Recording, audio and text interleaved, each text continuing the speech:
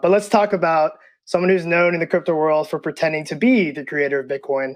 And I'm sure he's been talked about on the show before.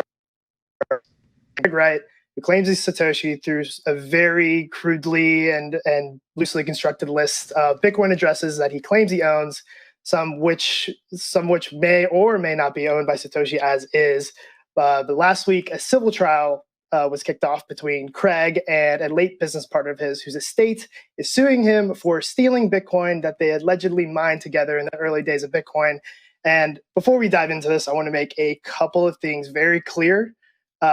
This is not a case that decides if Craig is Satoshi. This is, in fact, a civil case between two people who are purporting things for whatever reason they're purporting those things. And the second point I want to make is Craig is certainly not Satoshi.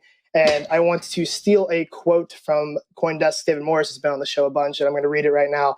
The whole thing has a bizarre air of a snake eating its own tail, except neither the snake nor the tail actually exist. And there's a whole lot of hand waving going on here. And given the amount of attention, this tomfoolery, this monkey business, this word that starts with a D and rhymes with uckery, in my opinion, just shows how early we still are in this world. The fact that this type of back and forth is getting any sort of media attention, any sort of social media attention, and is being misconstrued as critically important to the success of Bitcoin is totally off base. And I'm yearning for the day that we can stop talking about this guy. And to that, I'd like to get Naomi's take, given Craig unfortunately hails from the same country as you. Oh, why do you have to put us all? I just own my country at the moment anywhere. They're doing some dumb stuff. Yeah, great transition.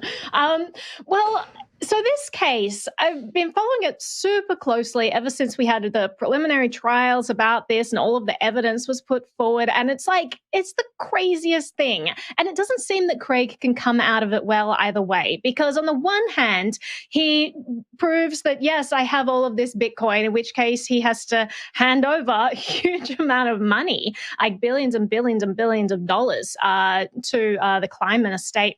And on the other hand, he basically has to say, well, I don't want to hand over that money, and so I don't have that money. And if he's now admitting that he doesn't have the money, then what is his claim to being Satoshi predicated on? If you look at the evidence that's put forward, and obviously we know that Craig is an incredibly litigious person who's going after everyone who dares to utter anything about the credulity of his claims. So we won't make any assertions on this show, but it's definitely alleged, and there's strong evidence to suggest that he is doing a lot of fraudulent stuff and lying about a lot of stuff, which includes backdating documents. And it's been shown in courts, like a lot of the documents he put forward as evidence are fraudulent.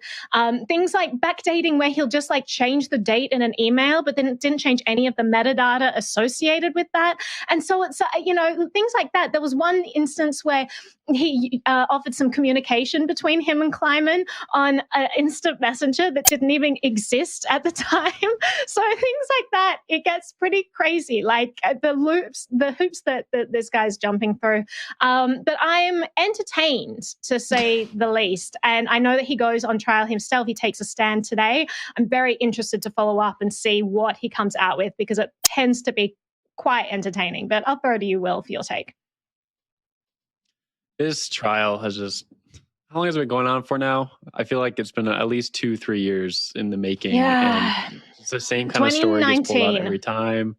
Yeah, it's such a long pulled on story. And all this started in 2015, 2016, right? Between the estate and Craig Wright. Of course, Craig Wright is he's done in the industry. It's very hard to put yourself in a position where you won't have a following in the cryptocurrency industry. Just look at Justin Sun. He's managed to stick around for all these years, regardless of the stuff and shenanigans he's pulled.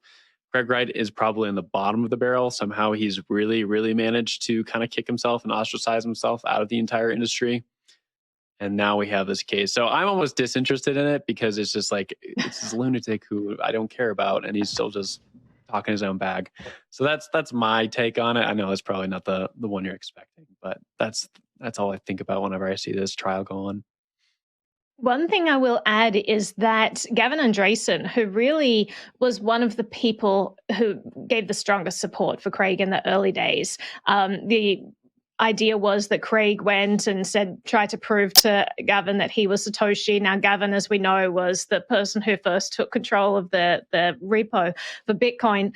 And so he would have had intimate knowledge of Satoshi and had so many communications. And apparently, Craig Wright was able to convince Gavin back in the day through a lot of magician tricks and a computer where he signed something but wouldn't ever sign it publicly. And, all of these strange things that happened. And Gavin at the time was like, yeah, I think this guy is Satoshi. And even he told the court last week that he says that Wright's evidence for the claim was certainly a deception, if not an outright lie. So it seems that even he is now backtracking on it. And, he kind of stood by what he saw when Craig signed the message privately on that what was meant to be a new computer back in the day. So just very interesting to see this stuff unfold. But Jen, I'll throw it to you.